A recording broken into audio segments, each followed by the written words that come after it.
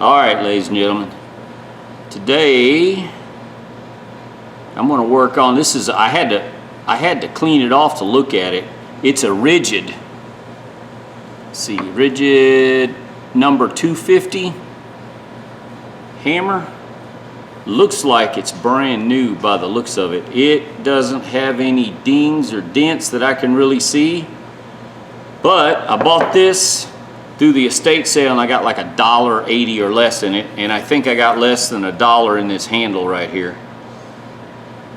And this has a Weth SH33 14-inch October natural hammer.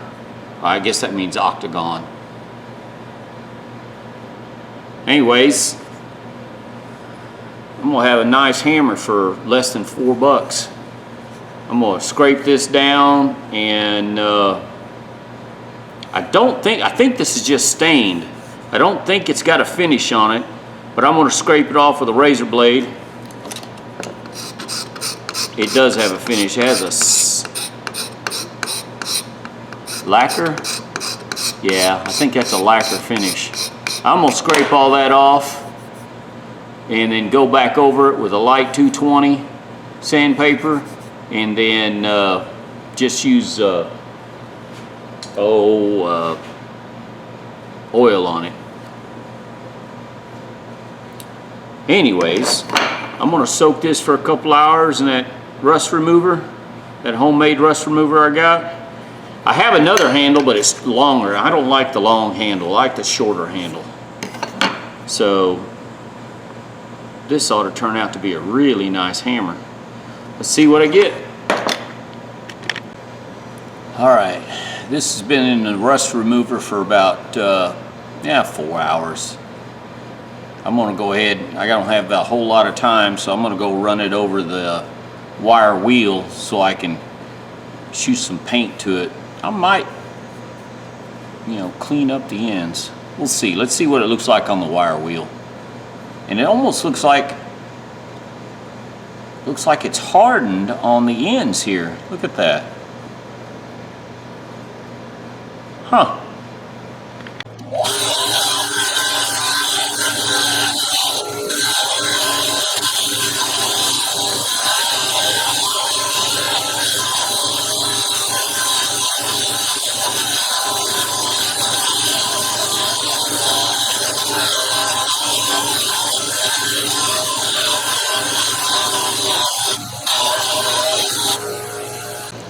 Alright, I'm going to clean up the end a little bit.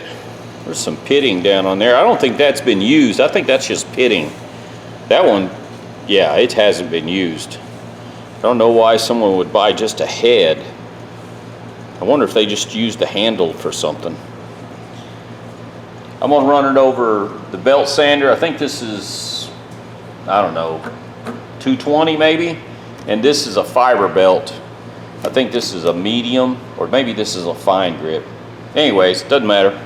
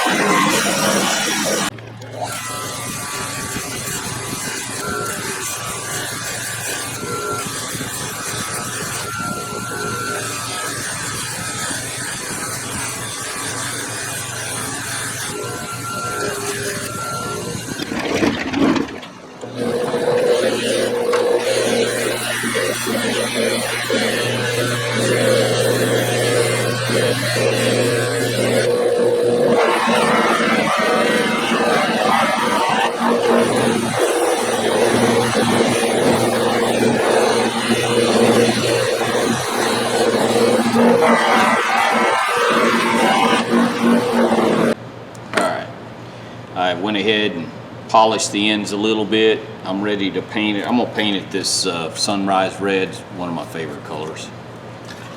And I scraped and then lightly sanded with 220. That way when I put the boiled linseed oil on it, it should hold pretty good. Anyways, come back and see what it looks like after it's painted. All right, guys, let's see. It's been sitting overnight. I went ahead and painted a little bit.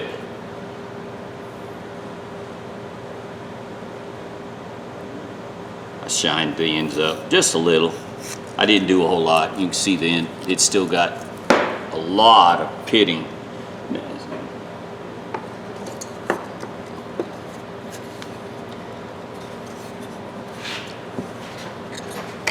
Let's set this hammer.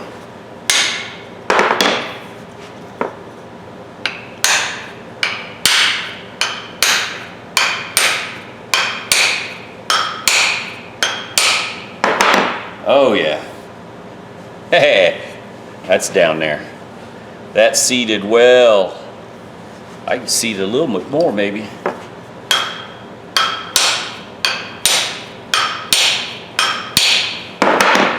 This handle's for a claw hammer, I know, but I don't care. I'm gonna cut this off a little bit, and then I'm gonna drive this in too. Yeah, I should be able to get that. I'm gonna have to shim that down a little bit. All right, guys, I don't know how this is gonna work. It may not hold, and it might. I think if I get that wedge in there, and then once I get my, I got a redneck old time metal, it's not even a shim, it's a screw shim, old screw shim. I'm gonna put down in there and try to spread that. I think it'll work. Let me go over to the anvil and drive this in all the way, cut it off, and then we'll see what it looks like. All right, guys, it's in there. It's wedged really well. Now, I've got this screw-in wedge, but I'm gonna save that for a hammer that I'm wanting to do. I'm gonna use this shim. This is a little bigger than what I need, but I want to spread that out quite a bit, and I may set it at an angle like that and spread it. Now, someone's gonna say, why didn't you glue your shims? I wasn't taught to glue my shims in, because when you're on a job site and you're using a hammer and it comes loose, you can fix it on the site without cutting the handle off. That's just the way I was taught. Some people out there glue shims in. That's fine. If that's the way you were taught, do it. I don't care. That's not the way I was taught. And we used all kinds of metal shims. I worked with an older gentleman. I was probably, I don't know, 16, 17 years old. And he would take a small piece of conduit pipe and cut a small piece off of it, hammer it into an oval, and then he would hammer it in, and that's what he would use for a shim. So you can pretty much do whatever you want. But I'm gonna set it like that. I just wanna show you what I'm gonna do, and I'll go over there and set this on the anvil and hit that in, and then come back and see what I got. All right, you have no idea how hard it was to drive that in, and it split and just went everywhere. Probably didn't need to do that, but I did. My tools, my rules. You guys do it the way you want. I am confident I can swing this and not worry about falling off. For brake rotors, knocking brake rotors and drums and ball joints loose, I think this will work just fine. This is not for breaking up concrete. It's not for breaking out a 30 by 40 slab of concrete. It's not what it's made for, ladies and gentlemen. Driving in some rebar, something like that, it's 2.5 pound. Yeah. Plus, it's my hammer, my tools, my rules. I'm pretty confident of it not falling apart. Now I got some boiled linseed oil.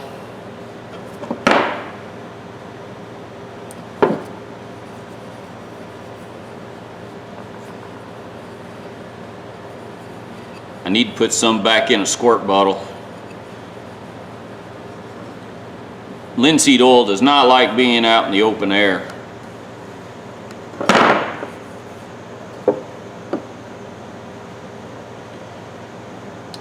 Set this.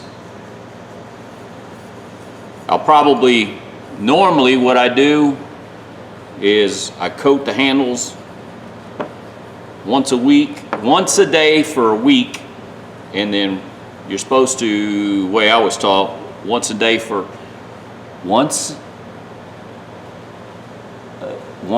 a day for a week, then once a week for a month, and then on your birthday month, take all your hand tools, your wooden hand tools, and you put linseed oil on. And actually, believe it or not, ladies and gentlemen, I do that. My birthday month, I go around all my hatchets, all my hammers. I go ahead and give them a good soaking of linseed oil. All right, let this set. We'll come back and look at it tomorrow. All right, guys, been sitting for about 4.5 hours, just over 4.5 hours. The handle looks nice, that octagon handle. And this is for a claw hammer, but I don't care. I got like $2 in the handle. The ends, they're pitted. I don't think this hammer was used. These are pit marks. So, oh well. The hammer itself, it's a Ridgid number 250. And I priced this hammer, and it's $59 to $99. Now, look at the end. Look how it's split on me. I don't think I'll have a problem because this thing is set tight. I have another handle. It was longer. I don't like the long handles. I'm partial to short handle hammers. This one right here is one of my favorites, a Blue Point, and I cut the handle down. And look at this. I've been using this thing for a couple years, and it's never loosened on me, so I don't think I'll have a problem. But this one, it's a 2.5 pound Ridgid. So I'm USA made, and it's got some pitting. You can see it. This side's not as bad. It's got a little bit right there. The hammer itself is in very good condition. I could have sanded all this down and made it really flush, but I didn't see a need on it. The only time you really need to trim up your hammers or clean them is if you've got such a sharp edge where a chunk will chip off and fly in your eye or something like that. But this hammer's in excellent shape. But I think this came out of the estate sale, and I got like all the pieces and everything that was in there. It was like I figured up like $1.80 or $1.72, something like that, for every piece that was in there for what I paid. And this handle, I know I got out of Fort Worth a couple years ago, and I paid $2 for it. So I got let's say less than $4 in the hammer. And it's a good all-around hammer. I like it. I like the octagon. It's just cool looking. Like I said, ladies and gentlemen, I pieced this together. It's a good usable tool. It's not brand new. I'm sure somebody out there will, say, well, why didn't you finish it out? It doesn't matter. I'm going to use it. Same way with this one. I always use this one. I cleaned it up, and when it gets to a point where I feel it needs to be cleaned up a little more, I'll clean it. But it's hard to beat a hammer for under $4, especially one like these. They're just good, usable hammers. You just have to have them around. If those of you that have projects, weekend projects, or have your little side jobs and stuff, things like this is just great to have, just handy. Anyways, the rest of the week I'll keep putting some more linseed oil on it till I get it good and coated. Yeah, not bad for a good usable tool. I'll show you this. Somebody won't like the way I did it, but my tools, my rules. I'm comfortable with it. That it's swedged in there pretty tight. I don't think I'll have a problem coming loose because I can look at the top of it here and it's swelled out. So as long as I keep the linseed oil to it, I don't think it'll be a problem. All right, guys, tell me what you think.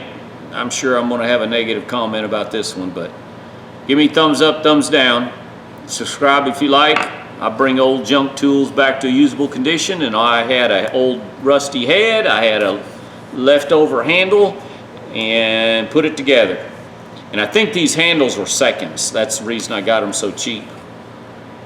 But I bought a whole bunch of them when I was down there at Fort Worth at that flea market. If anybody's down there in Texas, there's a couple down there at Fort Worth area. There's a couple of flea markets. Yeah, you need to hit them up. They're actually really good. Okay, guys, y'all have a good day.